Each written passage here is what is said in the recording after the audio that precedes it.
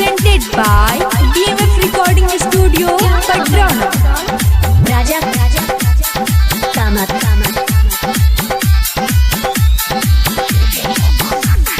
सोरे के पार हो गईलू, चोली के साइज बढ़ गईल। अच्छा सोरे के पार हो गईलू, चोली के साइज बढ़ गईल।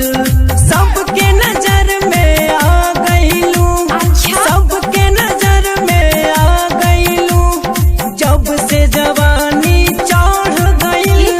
सोरे के पार हो गईलू, चोली के साइज बढ़ गईल।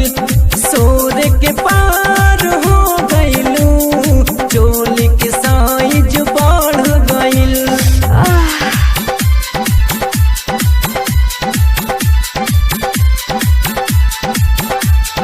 म्यूजिक बाय राजा कामत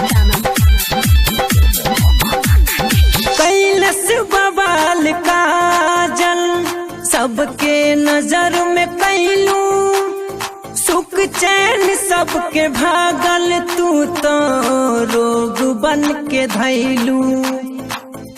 रोग बन के धैलू, रोग बन के धैलू। कैलस बवाल काजल, सबके नजर में कैलू, सुख चैन सबके भागल, तू तो रोग बन के धैलू। रोग बन के धैलू, रोग बन के धैलू। सोचत हुई है विधन जान, रूपी ओइसन गौर गईल। सोचत हुई है विधन जान, रूपी ओइसन गौर गईल। सबके नजर में आ गईलू, सबके नजर में आ गईलू, जब से जवानी चढ़ गईल। सोर के पार हो गईलू, चोली के साइज बढ़ गईल। सोर के पार हो गईलू, चोली के साइज बढ़ गईल। अरे माई रे,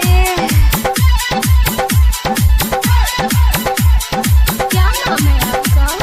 राजा कामत